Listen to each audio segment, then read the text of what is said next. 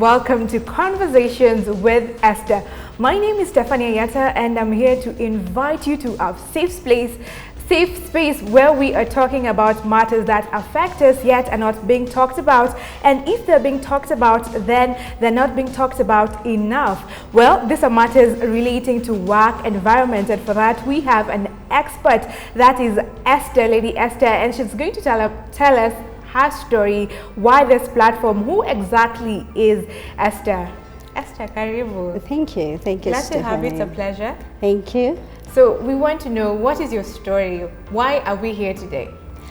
I have a passion for leadership and leadership with excellence, not just leadership.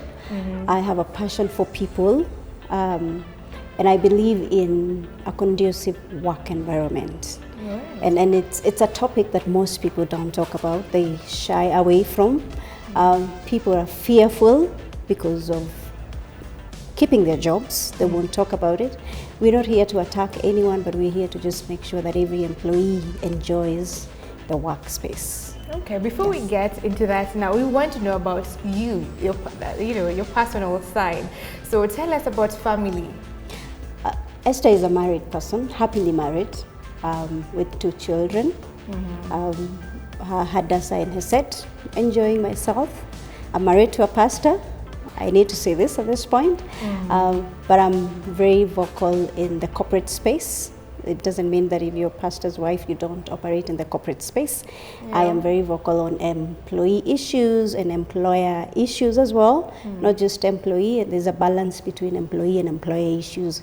So that's me. That's me. Okay, and you've mentioned something that you're a pastor's wife and you're in the corporate world. You know, in this era, just being a career woman is a lot. Yes. Now I can imagine you being a career woman and also a pastor's wife. So how is that? Because you have so many things coming your way.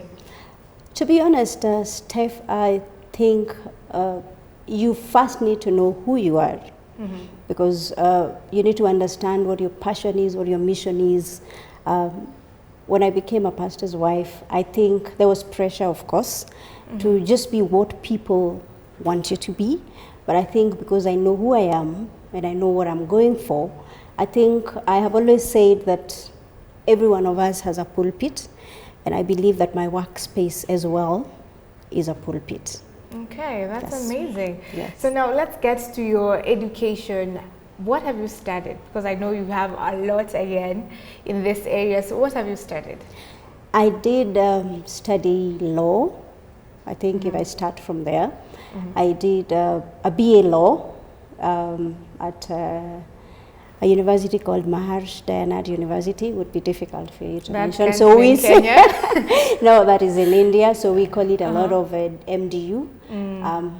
The same university I did LLB. So that makes 5 good years of law. I came to Kenya School of Law, and I was sworn in as an advocate of the High Court of Kenya in 2003. Began working and transitioned from law into human resource. I've done a lot of things in between. I'm a student as it is, MBA, University of Nicosia, Cyprus. I am also doing CHRP, and I'm a member of HRM. I mean, that is a lot. You're carrying so many hats. How have you been able to study law and transition to HR, and you're still a student at this time? You know, with the world that we're in, there's so much people are going through. You know, when you study one thing, you're just pursuing now the job area. So how have you been able to handle all that? It's not easy. I must admit, it's not easy being a parent, being a wife. Yeah. Being a professional, and the church is still waiting for you. It's not easy, but you need to know what really matters to you, because I think you have to keep improving yourself. You have to keep growing yourself. If you want to be relevant, you have to keep growing yourself. So somehow I have, and I think I have one weakness, is to keep enrolling for things. I am still enrolling in things, and I keep pinching myself and saying, I think it's enough. And I find myself again, going back to I am now doing what is called Lean Six Sigma. So what is that about? Lean Six Sigma is about workspaces and excellence in the workplace. So it's just a lot that I keep enrolling for. But the grace is sufficient. Wow, the grace is definitely grace is sufficient for you. yes. And why law and then HR? Are they related? Are you practicing both of them together? I did work with a law firm, but my first job was of course I did, and I want to talk to someone that's thinking that maybe they're starting too low. I did promotional jobs. It's interesting that people never believe that. I did promotional jobs and I was in Sarit. We were selling some Visa cards there, moved from there and went into an admin HR junior job. Okay. Moved into HR manager, moved into head of HR, and now I am the head of people, culture and organization. Wow. So you move gradually. You literally started from the bottom. I did. I mean, where else can someone start leads to that promotional job? So how have you seen yourself grow over the years to the rank that you are in currently? I think it's inexperience and being patient. You got to be patient and you got to grow yourself, because I think the corporate space is growing super fast. Those years when we did the degree was such a big thing. I don't think, and I'm sorry to say, I don't think it is such a big thing now, because almost everyone has it. So you present it and someone else presents it. So do you need another competitive edge for you to make it? You need to. I think for me, what put me ahead of most of the other people was the fact that I had the law in it, and most organizations would prefer to have someone, a HR practitioner with a legal background, because then you see things from a legal perspective, you protect the organization. When I look at a document and I look at a contract, I look at any lease document, I look at any legal document, I look at it from the eyes of a legal person, and I will see a loophole in a document. I will see a loophole in a contract. I will see a loophole in any engagement that you have. Actually see loopholes in conversations, or even the way you exit employees. I will see a loophole and quickly seal it and make sure that my employer or the organization is safe. So in that way, then you have an added advantage over the rest. But basically, HR to me is law. And HR carries a lot of things. It carries legal, it carries counseling in it. As it is now in the space we are in, human resource carries even counseling, because we have a lot of employee issues in the workplace. Completely. And exactly, talk about toxic work environment, because you've mentioned that. What is the difference between a toxic work environment and just an environment that has pressure in it? Pressure is everywhere. Pressure is even in your homes. With or without children. I think you have pressure to pursue things, you have pressure to achieve things, you can build your own pressure, even to invest and to build something. But I think a toxic work environment as it is now is something that you go to the internet, I mean, everyone is talking about it. It's really about the experience, the employee experience.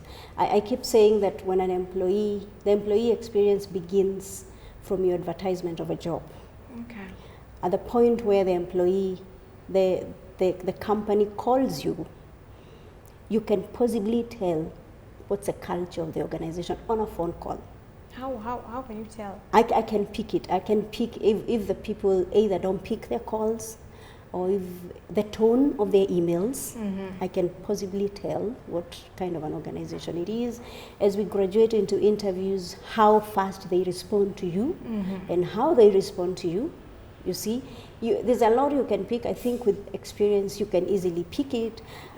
Get into an organization, your first day, how you received. There's a lot you see. I honestly, I want to say I walked once into a job that I got years back, and we had agreed with the employer on the terms on phone, but I'm so legal, I want to see it. So when I got in and I told the employer I want to see it, she wasn't willing to first give it, and she said, go see the general manager. And when I called and said, I don't see, like, this is what we agreed. And she said, no, don't call me, talk to the general manager. And I figured out there's something wrong here. And I'm sorry, I said, nice to have met you. Wow. So In you 20 declined minutes, that job. in 20 minutes, I had left the job. Because I could pick from the beginning there was a problem. And sometimes we need to address those issues from the start. Because it's like a marriage. You get into it thinking you can change But somebody, but things how can they are. graduate. Yes, so you need to read the atmosphere of an organization. Not to mean you can't work there. You could be the person that will go and make the changes, but then you need to identify issues from the start. So does it make a difference when you identify that this organization has an issue and yet you're getting in there and you just not knowing that this is a toxic work environment? I think it's better to know. It's healthier for you to know what you're getting yourself into. Talking of toxic work environment, I think cultures are set from the top. For me, culture, an organizational culture is set from the top. Really from the top leadership. It's the way they communicate, it's the way they treat employees, it's the way they respond to things. It's sometimes it doesn't even have to be an insult, and people think it's insults around, but it can as well be what we will talk about later, what is called bootlicking. It can really be toxic, and it has led to mental issues in the workplace. It's quite a lot. It's quite a lot. It's gone into feminism, broken marriages, so much of toxicity in the workplace. And would you say that that is what has inspired your passion towards you speaking on the right working environment? Is it from things that you have seen and things that you have experienced in the workplace?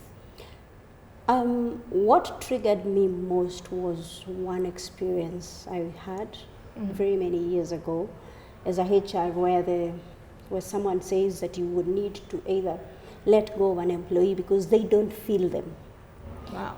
Now, as a HR and as a legal person, not just defending the employee but defending the organization, I am not sure where feelings come in a contract. But I'm a very direct person, and anyone I've worked with will tell you that my yes is a yes and my no is a no. And I put that on the table immediately I get into an organization, that this is who I am. That I don't take this. Or you don't. Yes, I don't take this. But if this is how you people work, we will either change it, but if you're not willing to change it, if it is really oppressing or it is illegal, then I'm out. Okay. I'm out. Amazing. It doesn't matter how much you pay for it. For me, I'm honestly out. And we'll get to talk about this when we're talking about what is the name again? I'm forgetting. The bootlicking, yes. We'll get to expound on it because people want to know the standards. Is it okay to have your standards when you're getting into an employment, or do you have to beg your boss every time for you to survive in your workplace, if not thrive there? But first, tell us about right leadership. You are you are very specific about it. It's not just leadership, but right leadership. So talk to us about that. I believe in excellence in what you do, even as a leader. And I think people begin to look at leaders as the main top leader. We're leaders at our levels. And actually, most organizations, you'll find the top leaders are blamed. Well, they could be. They drive the culture of the organizations. But I think everyone at their level of leadership needs to take responsibility. Because if you lead right at your level, even if you're just a supervisor, I think that you make the environment perfect. Right leadership may not be leadership without issues around, because we're human beings and we make mistakes. But I think it's just valuing people. It's something that I drive and I push, that people must be valued in the workplace. The way you talk back to people, the way you correct people, the way you exit people. Actually, that is even, I have always said on my social media pages that your exits are your brand ambassadors. Your exits are your brand ambassadors. Because if you want to know the truth about an organization, the real truth, talk to people that have exited that organization. And that's why it's important when you're joining an organization, once in a while, look for someone that has left that organization, and if possible, the position that you're getting into. And they will tell you why they left.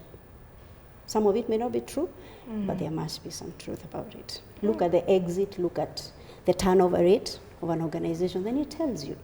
something may not be right. Yes. Okay. And what about mentorship to the youths? Because this is also an area that you're passionate about when they're entering the workplace. On our side chat, you said that people are not prepared when they get into this space. Yes. So talk to us about that too. I was young when I say now I'm old. But I have realized that the young people, and I was one of them, I got into the work environment with very high expectations of the good, and not expecting the pressure, not expecting possible toxicity, not expecting timelines, deadlines, push, bootlicking. There's so much in the workspace. And I have received thousands of requests from people, please mentor me as I walk into this space.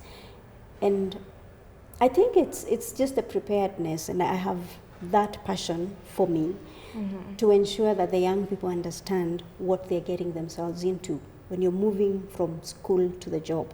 And I've learned, like, the education system does not prepare you for the job more, especially the experience. It prepares you on the knowledge itself, but you get to the space and you wonder whether you knew anything. I have had people that just come and say, wow, the school and the workspace just don't match. Okay. It's a whole different space. It's a whole different space. But if we just step out and prepare the people for the job space, I think we will save the nation, and we will get people that are consistent in their workspace. Okay, and I believe this is a topic that we'll also handle, but maybe you can mention just briefly, what are some of the things that they need to be told when they're entering to the workspace? Number one, accountability. I think in school you just run your own program. You might find a space where you're micromanaged, unfortunately. This young generation doesn't want it. Yeah. They just can't take it. But you remember that it is not your job, and you're paid for it. You're paid to do it, and you're paid in hours. Okay?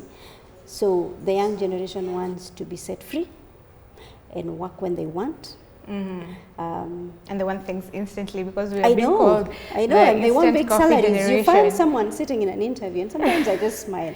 Someone sits in an interview, green from school.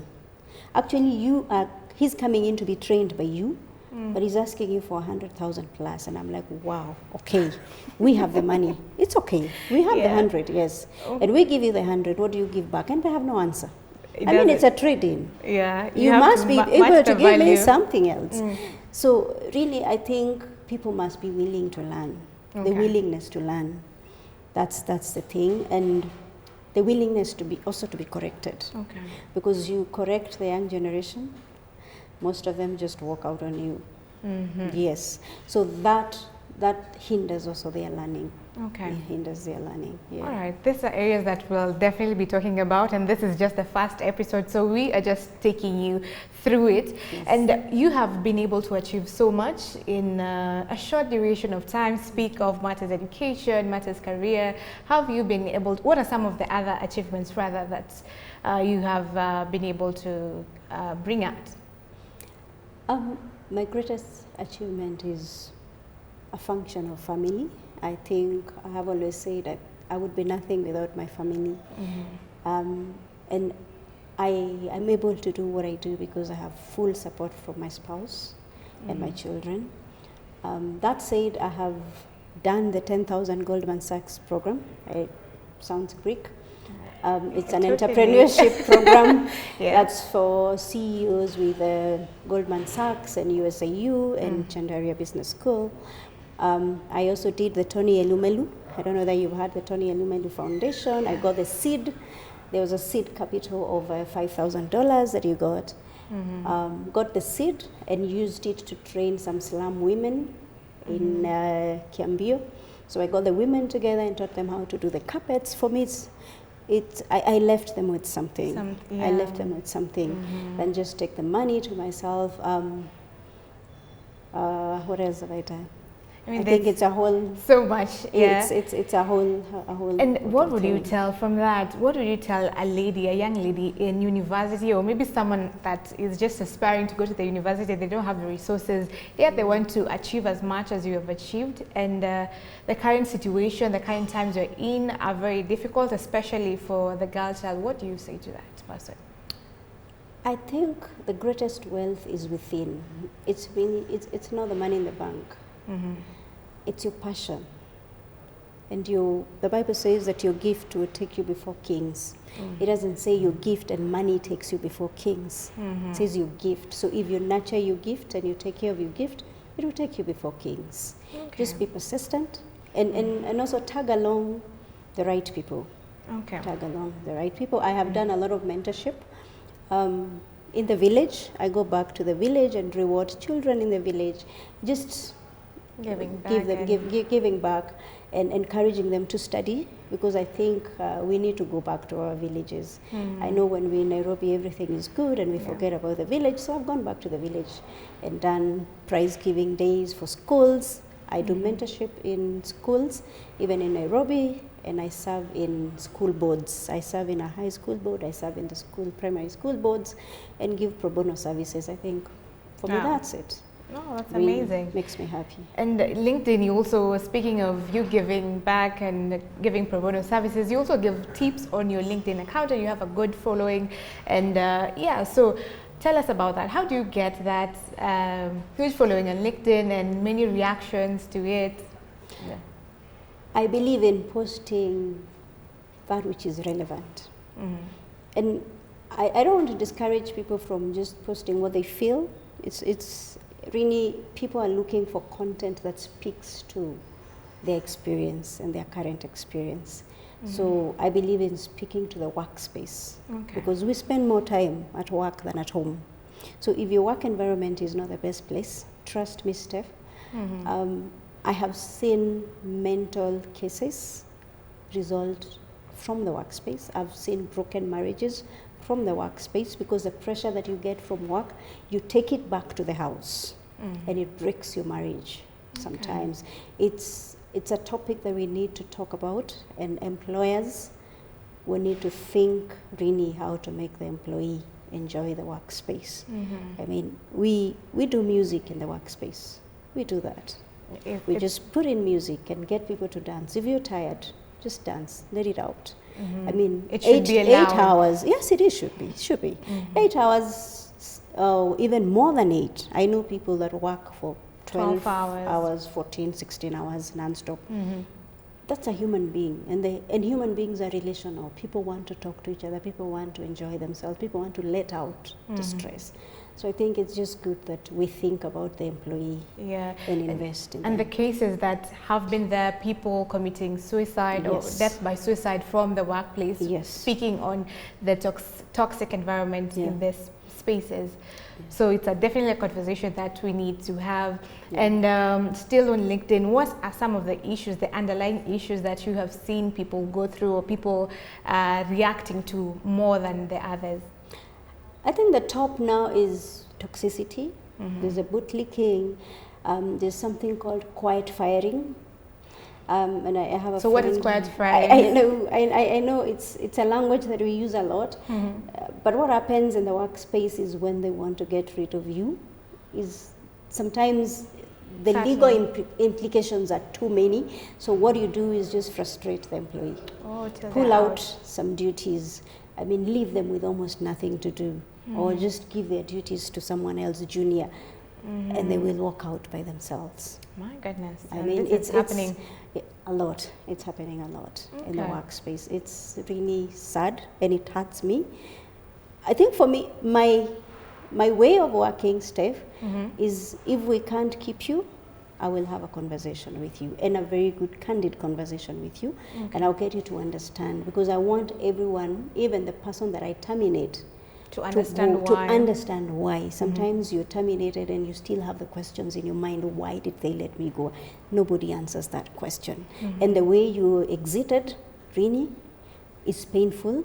I think it's just important to understand that these are human beings. They have families. If I exit you myself, and I check and see you're not sober, you're not okay in the conversation. I have even gotten cabs for somebody. Wow. I'll get you a cab home because I know it's disturbing. It's a bit painful, and I'll keep checking on you until you're well. And if I think it's getting too far, I will get you a counselor to get you through the process. Oh, wow, and I think many, at least if not all HR professionals should do that, because many people get into depression immediately after they're fired because you don't know where to start next. Yes. And as we bring this conversation to a close, looking forward to the next one, tell us what's next.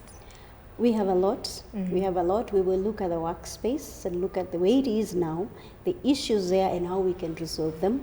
We have experts, even medical doctors, especially on the mental wellness.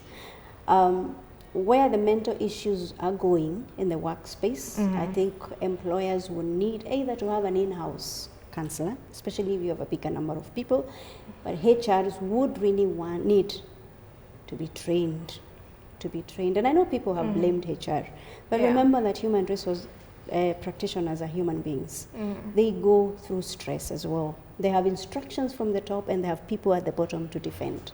Okay. So that balance is where the issue is. So we'll talk about all that. We'll talk about exiting people. We'll talk about leadership. And so many other things, and make sure that we enjoy our workspace. All right. Yes. We're looking forward to this conversation, tapping into your wisdom and knowledge and expertise in this area. Thank you. Thank you. So that has been Conversations with Esther, the first episode, and more is to come. As you've heard from her, we're going to talk about everything relating to matters, workspace, work environment, if there's toxicity, how to handle that, how to get a job, everything that you need to know. If you have any questions, make sure you comment on our social media handles, which are running below the screens there. My name is Stephanie. Thank you for tuning in.